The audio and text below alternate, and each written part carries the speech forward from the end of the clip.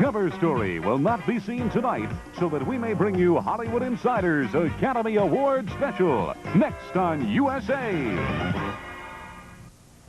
Hi, I'm Sandy Newton. You know, when it's Oscar time here in Hollywood, every limousine in town is rented out. They're all being used to take the stars to the awards ceremony. And right now, I'm going to take you behind the scenes of the awards to show you what really happens at Hollywood's most important social event. Welcome to the Hollywood Insider Academy Awards special. Bring on the envelope. The envelope. The envelope. The envelope. The envelope. The envelope. The envelope, please. From Hollywood, welcome to the Hollywood Insider Academy Awards Special.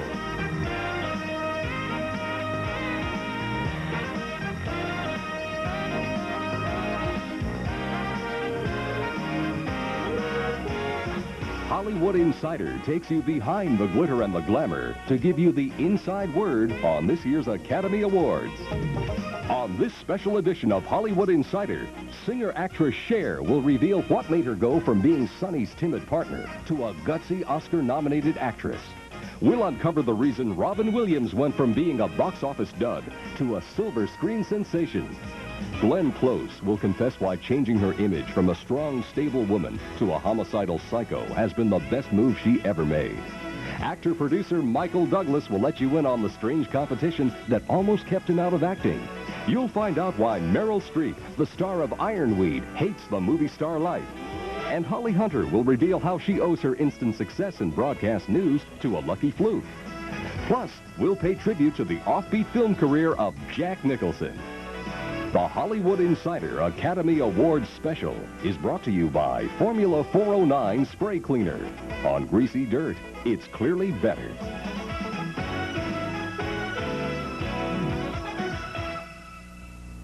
The Academy Awards are the most important event on Hollywood's social calendar. So for that reason, the nominees and the award presenters want to make a very big impression. So weeks or even months in advance of the ceremony, the female stars come here, a fashion designer showroom. This one happens to be run by one of the biggest designers in the business, Bob Mackie. He's been a favorite with both Cher and Diana Ross. This, in fact, is a Bob Mackie original. Pretty nice, huh? It would cost you about $9,000. Other renowned designers who are in big demand include Nolan Miller, who's created Oscar gowns for Barbra Streisand and Elizabeth Taylor, and Ron Tasky, who's designed for Raquel Welch and Daryl Hannah. My greatest sense of accomplishment in this business that I've been doing for 32 years is that I know what'll photograph well. Well, for that kind of expertise, the stars will pay and pay handsomely, on the average from $5,000 to $8,000 for an evening gown. And some of the stars are so obsessed with how they're going to look at the awards that they have several dresses made. Barbra Streisand has Nolan Miller create 3 dresses for her. After she arrives at the auditorium, she sees what everybody else is wearing, and then she selects her gown. But even with all the very careful planning, when the actresses do finally arrive at the ceremony, there are sometimes some fashion emergencies. I mean, when Ally McGraw and Diane Cannon and all of these ladies are running back and forth to you and they're saying, Ron, my bra strap broke and this guy's holding it. Can you sew it? And we have a battery of a tailor shop there ready for these casualties. Well, while most people in Hollywood think the Oscars should be a dignified event with conservative fashions, there are those actresses who insist on being fashion renegades. Now, years ago, the official Oscar costume designer would have to approve what the nominees and presenters wore. And for the first 16 years that the awards were televised, that person was legendary designer Edith Head. She had a pretty conservative view of what women should wear to the Oscars. Believe it or not, she would sit by the entrance to the stage and censor outfits she thought were in poor taste. For emergency, she would keep a supply of silk roses, shawls, velvet wraparound skirts, and cleavage covers. But in 1966, actress Julie Christie slipped past Edith wearing a miniskirt. And that was the beginning of the end for the Oscar dress code. The Academy discovered there was a new breed of maverick actress that could not be told what to wear. Probably the most scandalous outfit that has ever been worn was Barbra Streisand's see-through pajamas back in 1969. And the most outrageous outfit was this Bob Mackie creation worn by Cher 2 years ago. Cher felt she'd been cheated out of an Oscar nomination, so she decided to throw the insult back into the Academy's face by wearing something very untraditional. But this year, Cher finally became a nominee for Best Actress in Moonstruck. So she probably isn't going to be out to shock the Academy, although we all know that Cher is really modest when it comes to fashion statements. But surprisingly, beneath that tough, bold exterior, there really is a woman who constantly doubts herself and fears failure. Here's Cher with the inside story herself.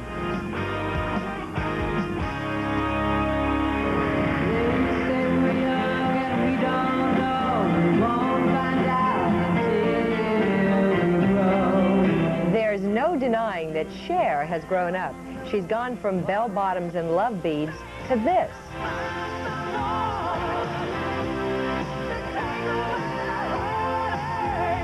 Not only does she have out a new album of hard-edged rock and roll, but she's also become an Oscar-nominated serious actress. I'm in love with you. Snap out of it! She's already won a Golden Globe Award for her role in the comedy Moonstruck, and theater owners have named her one of the top 10 box office attractions in the country. Cher has certainly hit her stride, but she wasn't always so in control of her career.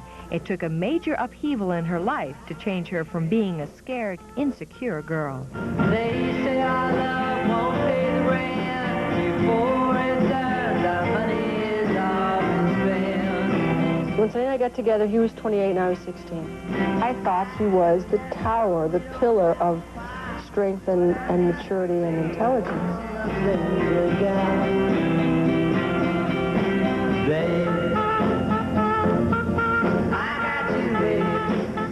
Sonny didn't want to really sing, but I would just not go out on the stage without him. He was going to just do the background parts and stuff like that, and I was going to go out and sing. He was going to write and I was going to sing, but I couldn't even go to the piano and do the songs.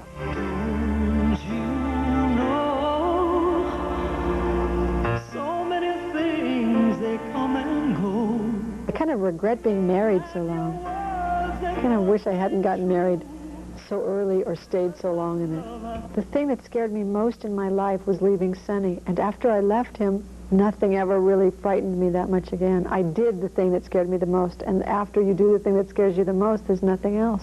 Twice I took the name of the Lord in vain. Once I slept with the brother of my fiancé, and once I bounced a check at the liquor store. But that was really an accident. Once Cher found the courage to leave Sonny, she also found the strength to get her life and her career going where she wanted. She won the Cannes Film Festival Award for Best Actress in her role in Mask.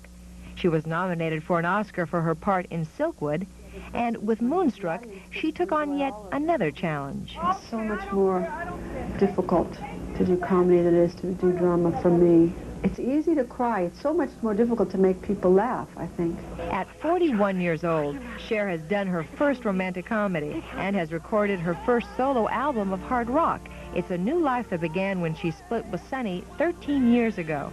And with the strength of that experience, maybe her first Oscar is just around the corner.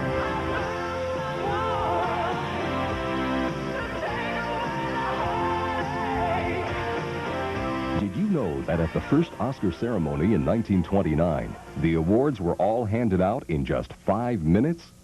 That's because there was only one brief acceptance speech. It was by Warner Brothers executive Darryl Zanuck. Next up on the Hollywood Insider Academy Awards special, Robin Williams will reveal why it took him 7 films to finally get a hit and an Oscar nomination.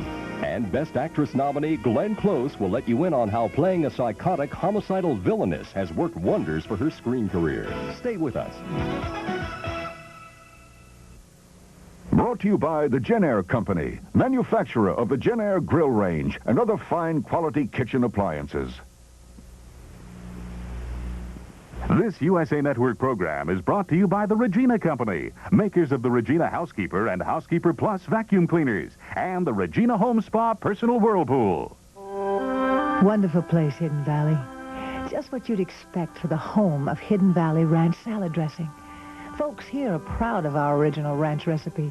The secret's in the special blend of herbs and spices, and everyone loves that creamy homemade taste. Hidden Valley Ranch. How could anything so fresh and delicious come from anywhere else? True, not everyone can live in Hidden Valley, but you sure can get a taste of it. Hidden Valley Ranch. We run hot and cold. We come in red and blue. We cook and clean it up. We even take out the garbage.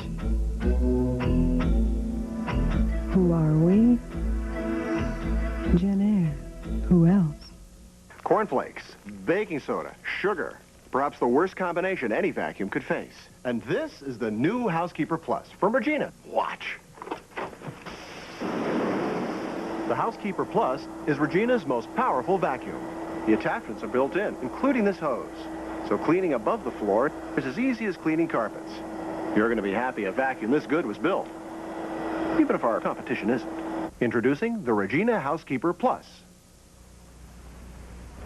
Salt-free Diet Right Cola is leading the salt to salt. And from kitchen cabinets to countertops, there's an all-out assault on salt. People all over America are mailing in salt shakers of every shape and size to enter Diet Right's Salt to Salt contest. Just for entering, get a free 2-liter bottle of Diet Right Cola and your name in USA Today. You and 3 friends could even win a week in Hollywood and meet Diet Right spokesman Tony Danza. See details at Diet Right displays. The Diet Right Salt to Salt contest. It's shaking up America. And a few salt shakers, too. Stephanie Powers and Stephanie Powers. I'm so excited. Twins. And I just get high. Out of control. You really want to be me? Of course. Bail out of the jet set. Move into the fast lane. Barry Bostwick, Stephanie Powers. Don't blow it. Deceptions. A USA premiere event. Tuesday at 9, 8 Central.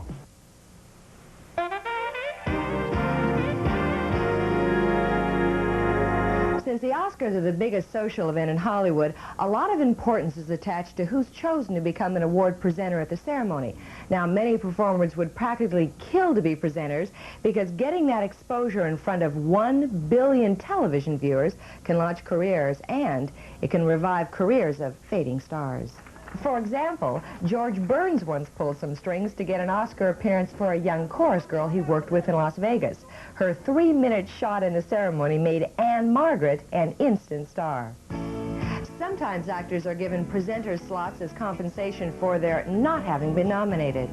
Steve Guttenberg campaigned hard to get a nomination for his work in Diner back in 1982, but he was passed over, so the Academy asked him to be a presenter.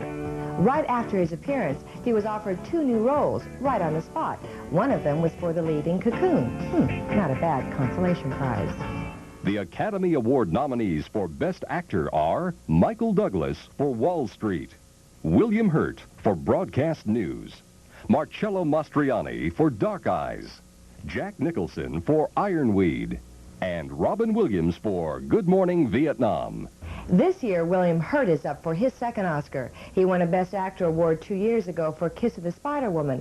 Now, while he's been helped by his award career-wise, Hurt has been hurt by Oscar at home. According to Williams' ex-girlfriend, actress Marlee Matlin, it was an Oscar that ruined their relationship. I tried to call your mother. Hey, hold it, hold it, hold it. Come on, come on. The couple co-starred in the 1986 film Children of a Lesser God, which is now out on home video. The hearing-impaired actress claims that when she won an Oscar for her role in that film, Hurt couldn't handle it. She says that he was really shocked because it had taken him a long time to win an Academy Award. But Matlin won for her very first movie role. Oh, Oscar, you are such a troublemaker.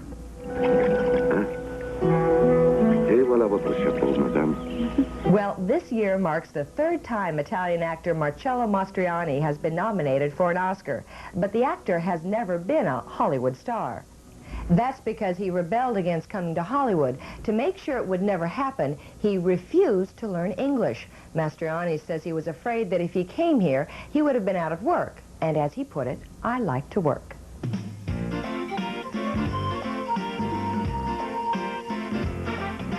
Well, Robin Williams certainly hasn't had any problems finding work here in the movie capital. Unfortunately, most of that work has been in films that have flopped. But now, after 6 years of trying, Robin finally has scored big at the box office with Good Morning Vietnam. Why is this film a hit when the others weren't? Well, here's Robin with the inside story.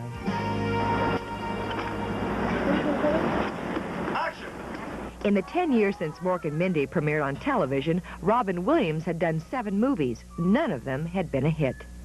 Good morning, Vietnam! But Robin has finally gotten it right with his Oscar-nominated role in Good Morning Vietnam, where he plays a wild rock and roll disc jockey on Armed Forces Radio in Vietnam, 1965.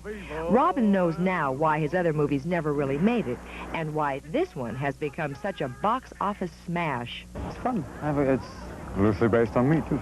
This is the first role Robin has had in the movies that he thinks shows the real Robin Williams. Williams rose to fame in 1978 with his crazy character Mork from Ork. It gave him the perfect opportunity to take the wild stream of consciousness comedy that he did in his nightclub act and use it on the screen.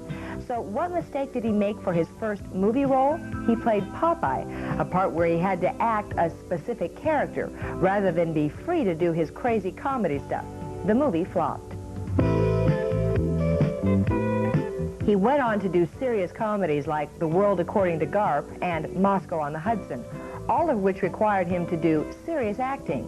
Nowhere was he getting the chance to do his off-the-wall improvisational comedy until Good Morning Vietnam came along. Linda, why did you name your daughter Linda Bird? Because Linda Dog would be too cruel. Easy, girl, easy. The character himself is pretty much the closest thing to me I've ever done, so it's different. I like that. The director of Good Morning Vietnam specifically set out to capture Robin's zany brand of comedy, so he let him improvise most of his wild disc jockey monologues. I mean, he is remarkable at that kind of work, and I really just allowed him to have the kind of freedom to function in that way, you know.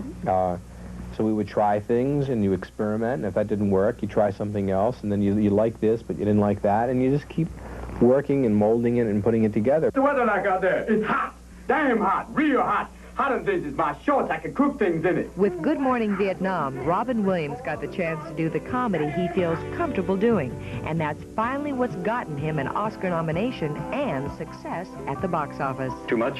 The nominees for Best Actress are Cher for Moonstruck, Glenn Close for Fatal Attraction, Holly Hunter for Broadcast News, Sally Kirkland for Anna, and Meryl Streep for Ironweed. It's a very hot debate over which actress turned in the best performance, but if the award were given to the one who is the most eccentric, the winner would be, no, not Cher, but Sally Kirkland.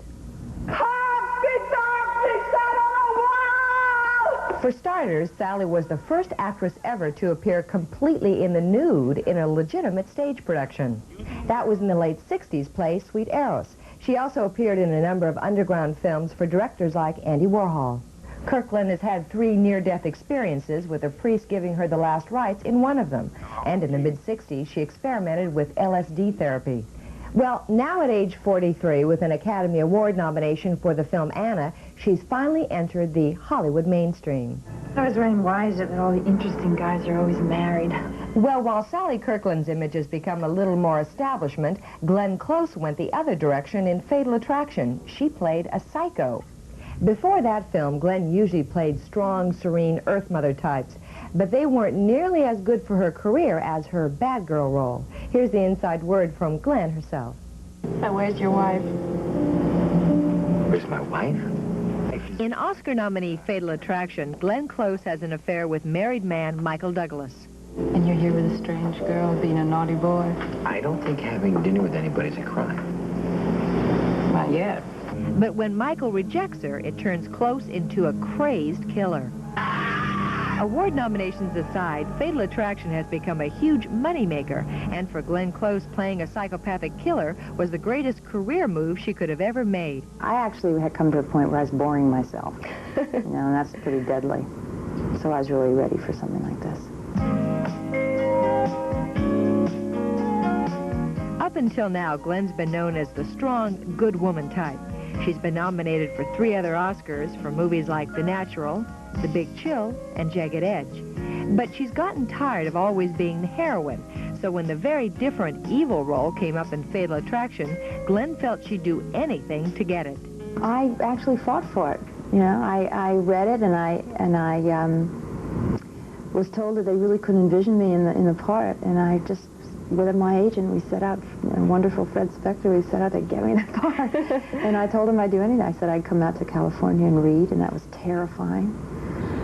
But I did. So this was kind of like a role that a lot of actresses or actors get at the beginning of their career, where, as you said, you read for it, and you wait to hear. What was the experience like of reading for it then? Oh, God, it's terrible. I knew that I was going to read with Michael, who I'd met briefly, maybe twice, just to say hello. So I walked into the room, and there was a video camera set up, and I said, oh, my God. I know.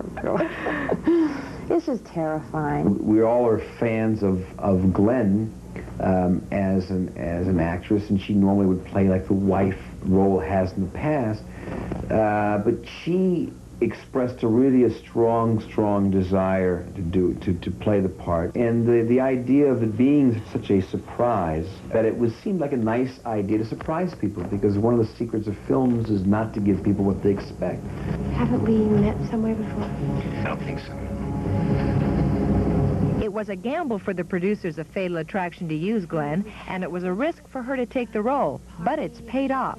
Because finally, Glenn Close is not only an artistic success, but she's also a big box office sensation. Everybody, of course, is talking about the fact that it's so offbeat for Glenn Close, who everyone thinks of as being so wonderful and vulnerable and just sweet and perfect. And all my friends say, finally, you've been found out.